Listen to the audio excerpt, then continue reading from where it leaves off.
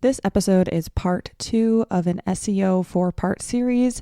I hope you are ready to talk all about blogging because that's what we're diving into today. Welcome to the Up in My Business podcast with me, Lex Lancaster, where you'll get an inside look at all things tech, business, and my life as a physical therapist turned digital operations expert.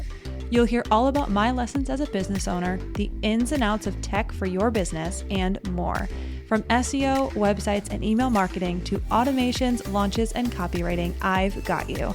I'm so excited you're here. Let's dive in.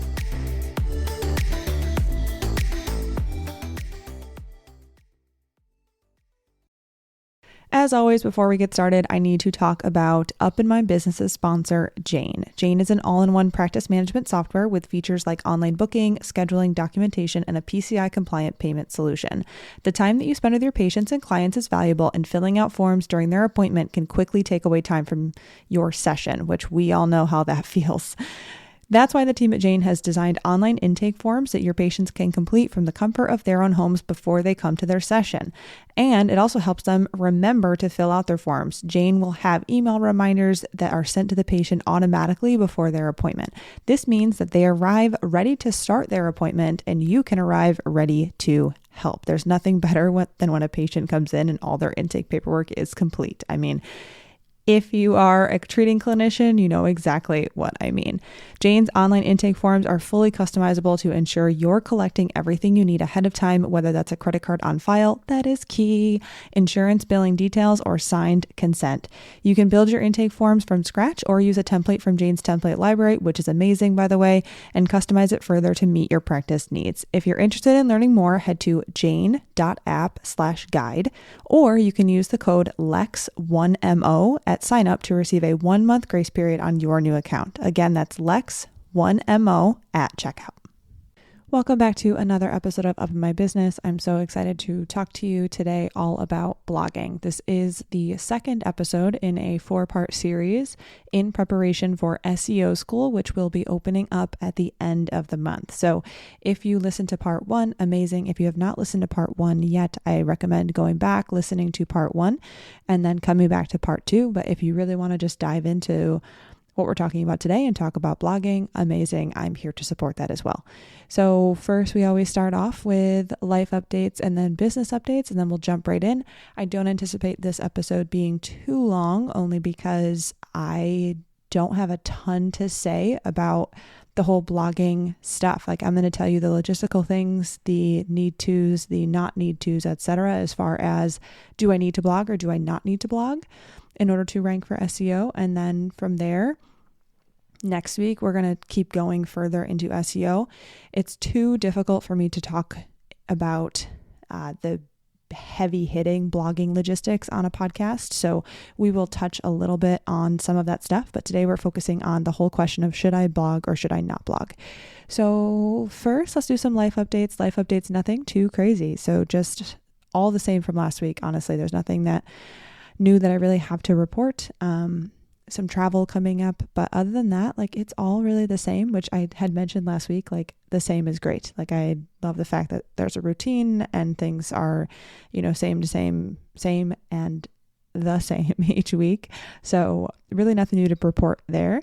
I did say that I was going to touch base on Moose's itchiness. So apparently, when you have a flea allergy, even though you don't have fleas, you can be allergic to fleas. So they're saying, like, California has a lot of fleas in this area. So even if Moose didn't have fleas, she could have been in an environment that just a flea was present and then she had an allergic reaction. So she got a shot for that. She's been fine since and we're good to go. So that has also been taken care of, which I am very happy about because obviously it's really stressful to see her scratching. So with that being said, we can jump right into business things. So the first thing that I want to let you know is that on Thursday, so this upcoming Thursday, which is the 12th, I believe. Yes, the 12th at 4 p.m. PST, there is a women in business panel that I am on through Jane app. So if you want to sign up to come to that free panel, you can hear all about business ownership and from me and a couple other healthcare practitioners who are also doing something in the online space as well. So if you want to sign up for that, I will put the link in the show notes. I want to make sure that you know about that. And if you want to sign up, please do that. Secondly, SEO school will open at the end of the month. So SEO school will open to the waitlist first on Monday, October 23rd.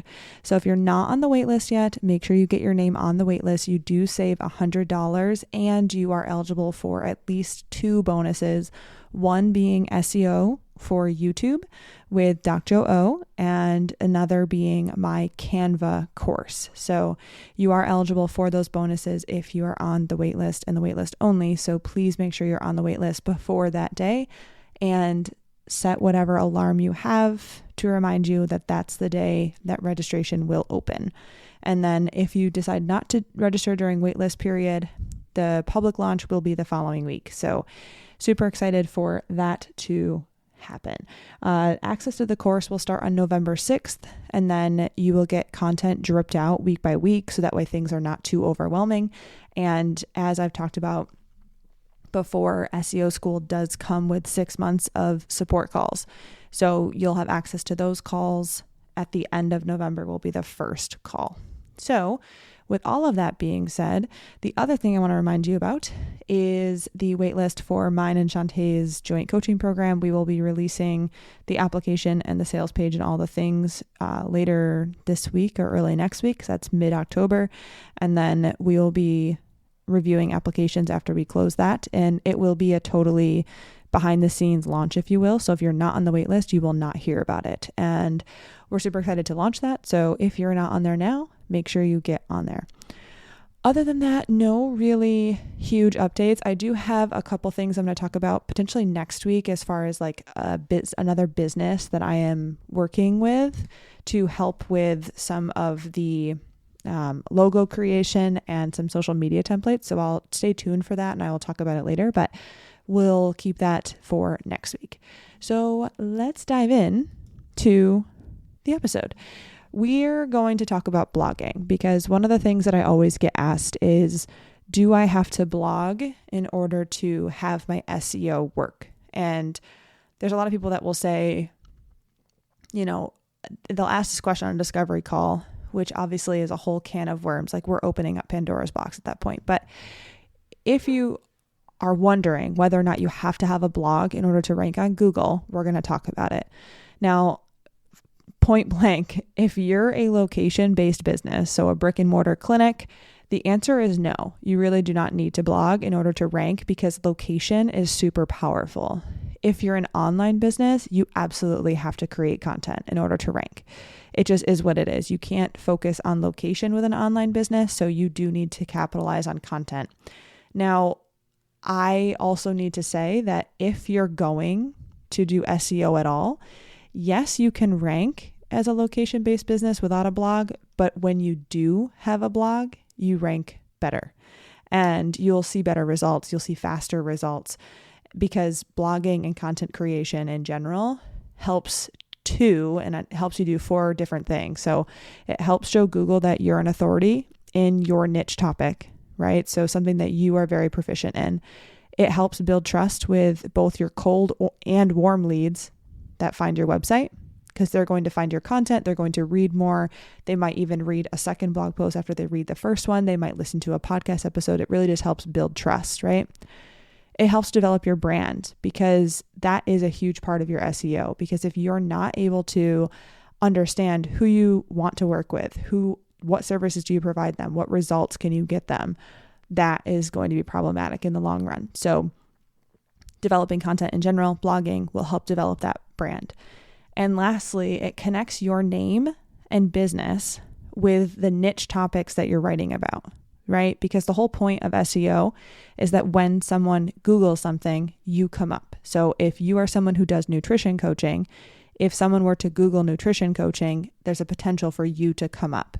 And that's the whole goal. So it connects your name and your business with the specific niche that you serve and about the topics that you talk about. Because once again, it's about quality leads, right? So if someone is coming to your website and you're a nutrition coach, but you only coach women, that's the audience that you want to be coming to your website. So having the content there that supports that will then help you get that niche client, right? So if we were to get leads that were not in that category of humans, then that's not necessarily a good lead. So we want to create content around our specific ideal client. So I am pretty positive if you followed me in any way, shape, or form, you know that I will say content is queen over and over and over again. And writing a blog, I understand. I also don't like writing. Like long form content is not my thing. That's why I have a podcast. And it just is what it is. Like, and I said it in an email to the SEO school waitlist last week. Like, I think I blame the years and years of forced essay writing between high school, undergrad, and grad school. Like, we had to write about a bunch of things and it was a forced writing assignment almost always. And I hated it. And you're usually writing about things you don't like. So I do see that this could be like freedom in a way. Like, I get to write about things that I want to write about, which is amazing. But also, if you just haven't been writing, then it's hard to start. So my first thing is just understand that starting is your best bet. Like, just start to write. And it's just like if you started to post on social media, you stopped or didn't start at all. Once you start, you're able to then keep going. And I would say, just if you are having trouble starting, the whole point of this is to say, like, just start now. Like, just start writing a blog. And so we're going to go through some things about a specific homework assignment that I'm going to give you. But there are people that will ask me, I haven't taken SEO school yet. Should I start blogging now or should I wait until I do SEO school?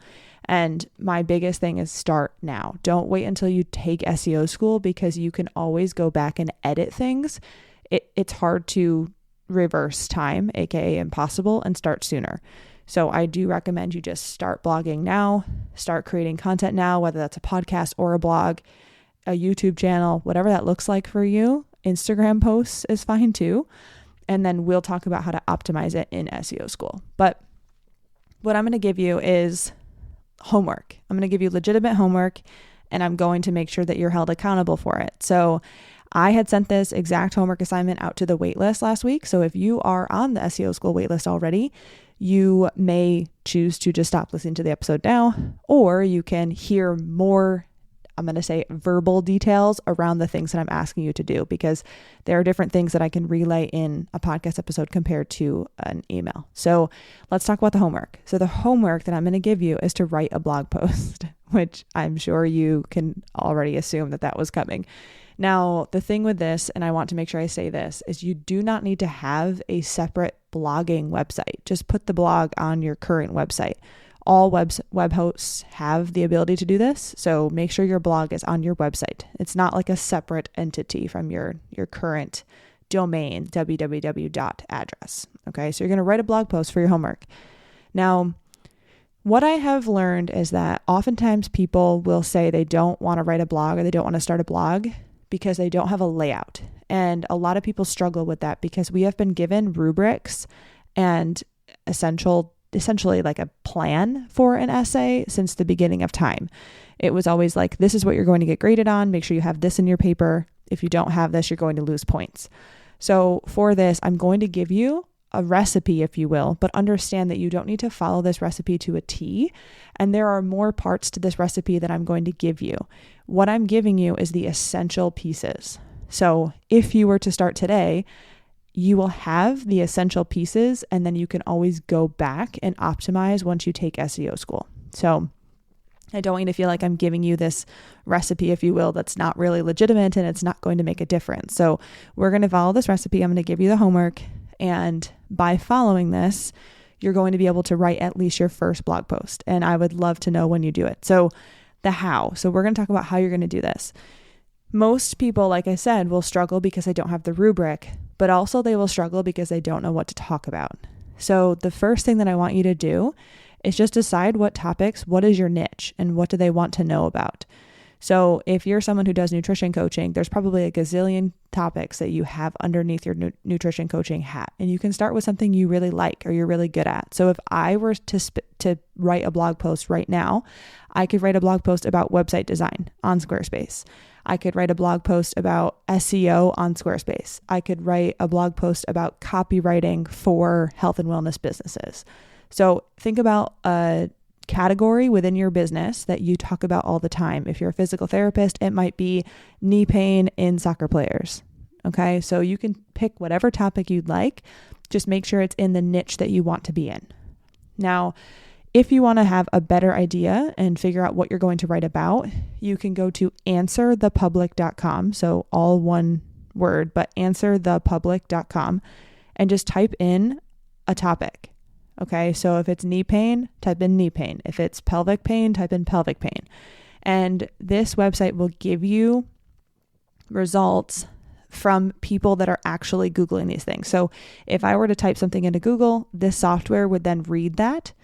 And then when you go to type in something that I had said, like I'm typing this into Google, that software will tell you what it is. So anything you type in there, knee pain, the things that populates are questions that are actually being asked on Google. So to answer that question means that you could potentially come up when someone else answers that question on Google. Okay. So you're going to choose one question, write that down. You could even choose a question that you're asked in the clinic if you want to. Write it down on a piece of paper. And then all you're going to do is answer that question in a written format. And I'm going to give you the structure. So the first thing, the title of your blog, that's just going to be the question that's asked. We're going to make it super simple right now. So if the question might be about knee pain, I might answer the question, do I have osteoarthritis if I have knee pain? That's a typical question that comes up when you type in knee pain. So you're going to take the question that's asked, and that's going to be the title of your blog. That's it. Okay. Now, the introduction, you're just going to give, so this is just like when we were in high school, college, whatever. It's intro, body, conclusion. So in your introduction, you're just going to give an introduction to that topic. So you'll give a general description of what you're going to talk about, and then maybe give a table of contents. So an example of that would be osteoarthritis and knee pain are pretty common. Osteoarthritis is a fancy way to say X, Y, and Z. While knee pain and OA are typically found together, it doesn't necessarily mean you'll have knee pain, yada, yada, yada. In this blog, we're going to talk about what OA is, what knee pain is, what you can do about it, right? You've probably answered this question before. If this is truly a question that is important to your niche, you've likely answered it in a different way or in your clinic or in your space while you're on a coaching call before. So you likely can write this blog in your sleep. So our third part is our body. So once we get that introduction done, we're going to write our body. You want to break this body up into different sections. And by sections, I just mean not having a text wall. So it shouldn't look like a book. It should look like paragraphs with no more than 2 to 3 sentences per section. Okay. So inside that body paragraph, a really good thing to add are bullet points. Like, here's a list of things that I want you to know. Boom, boom, boom, boom. Bulleted lists do really, really well. So if you can break things up into bullets, if you can break it up into a numbered list, make sure you're breaking up these topics. You're not writing a big text wall. You want a lot of paragraphs because the key here is you want it to be scannable. Scannable is good. I know that we're all like, but they're going to miss important details. It doesn't matter. Make it scannable because it's way too hard to read something that doesn't have a break. And a good example of that is an Instagram caption. So if you know of somebody who has an Instagram account that they're writing captions on that are really long, if you were to take their caption and it wasn't broken up, it would be very hard to read. So all we're doing is just increasing the ability for people to be able to just read the blog. So make sure you're breaking it up into sections. And a general rule of thumb is 2 to 3 sentences per section. So in this body paragraph, you're going to talk about the topics and then link the topics together. And a good thing is to add a section that will give people solutions. So you might say like, these are the top 5 exercises I recommend for knee pain, and then put 5 exercises in there. You might want to put a video in there to show the demo of the exercise, give a description of the exercise. What is the exercise? Okay. So you really want to talk about the value of your treatment, your solutions, or whatever service you have inside that body. And then lastly, end it with a conclusion and a call to action. So here's what we just talked about. This is a summary, a quick little too lazy didn't read summary. And then at the end, you want to talk about the fact that you have a service that can help them. And that might be to book a discovery call. That might be to join your newsletter. It might be to get this freebie. So whatever that call to action is, you want to end it with that. Now, I love when people have an opt-in for their email newsletter at the end of their blog, because then you're getting an email in exchange for that as well. So having a freebie attached to it, having a knee pain guide. If you put 5 exercises in there, you might make a guide for someone, and then that's what they get as a freebie, and that's at the end of that blog. Now, I'm asking you to write a blog for homework, so I don't expect this to be like, we're going to now make an opt-in and we're going to make an ebook and we're going to do all this stuff. Please make it simple. Ask them to book a discovery call with you. Ask them to fill out a coaching application, whatever that may look like. So you're ending with that conclusion and a call to action. Now, let's talk about the length. You're going to aim for 500 words. So 500 words is pretty small, and it should be between 1,000 and 1,500. But I want you to aim small, because then if you're able to aim small now, you will just build that habit. It's impossible to optimize something if you haven't built it yet. So I just want you to build the habit of blogging and just start creating content. So we'll aim for 500 words, but I will say that if you do 300 words, I'm also going to be happy, because I want this to be easy. So aim for 500. If you hit 300, cool. Now, I would love if you do end up writing this blog, whether it's on your website or a document or whatever it may be. Once you finish it, you can take a photo, share it with me, tag me in a story on Instagram, send it to me in an email, whatever. This is just me holding you accountable. I'm not going to look through it and critique it or anything in that sense. I just want to see that you're trying and you're doing it, because this is important. And anybody who's on the wait list knows that I had said, if you want to take SEO school, the first homework assignment you have was to set aside 2 to 3 hours for content creation and learning each week. So if you don't have that yet, maybe that's where you start now. And then next week, maybe you write the blog. But I want you to start creating content, because content is always going to be queen. So my biggest thing is, don't worry about formatting except for the things that I've already told you. Don't worry about keywords. Don't worry about optimizing photos. Just write the content, and the rest you can optimize later. So that's another thing that people are like, I just don't know how to optimize it. And people talk about optimizing. Totally cool. You can optimize after you write the thing and after you learn the stuff in SEO school. So lastly, what I just want to do before I'm going to wrap it all up in this little, I guess what I'm going to talk about is like a word vomit. Blogging is not only the only content medium. If you're podcasting, you're creating content. If you're blogging, you're creating content. If you're doing YouTube videos, you're creating content. But understand that if you're putting that stuff on your website, it's going to be presented in a very different way. So even if you're just creating Instagram posts every day, you can take an Instagram post and put it as a blog on your website. It's too short. It's 1000% too short, but at least you're putting something on your website for content, and you can always optimize and increase the length later. But what I want to get across is that content is always going to be queen. And if you're an online business, you will absolutely need to create content in order to rank on Google and come up for a topic. If you're a location-based business, because you have a location, you can not blog if you choose not to, and you will still be able to rank for a local business, because location is super powerful. But when you do choose to blog, you're going to have better results, and typically, most times, it's faster results as well. So either way, content is going to be queen. And if you're going to, you can probably already assume what I'm going to say next, is that if you're creating content, you're also building trust. So regardless of whether you're a location-based business or an online business, creating content is always going to be building trust with your audience. So it should still always be a goal. And that's why that first assignment for people in SEO school, on the SEO school waitlist, before they even start, I say you need to set aside time to create content and to watch the modules for SEO school, because that's what's going to get you to start thinking about content, but also creating it and then ranking for those things. So that's all I got for you today. I just wanted to touch on the topic that I get asked about all the time, whether or not you need to blog in order to rank for SEO or to have your SEO quote unquote work. And then your first homework assignment. The homework assignment is to write that blog post. Now, if you're not on the SEO school waitlist, there will be one more homework assignment that goes out before SEO school starts. So make sure you get on the waitlist. If you are already on the list, you can just make sure you keep an eye on your email to get that homework assignment. And then when registration opens, you will get all of those emails as well. So please let me know if you have any questions. I always appreciate that you take the time to listen to the podcast. I would love to know if you decide to do the homework, how it goes, what were the hard parts, what were the easy parts, did you do it at all, where did you put it, did you have it on your website? Tag me, email me, whatever feels like the lowest barrier for you. So thank you so much. I will catch you next week.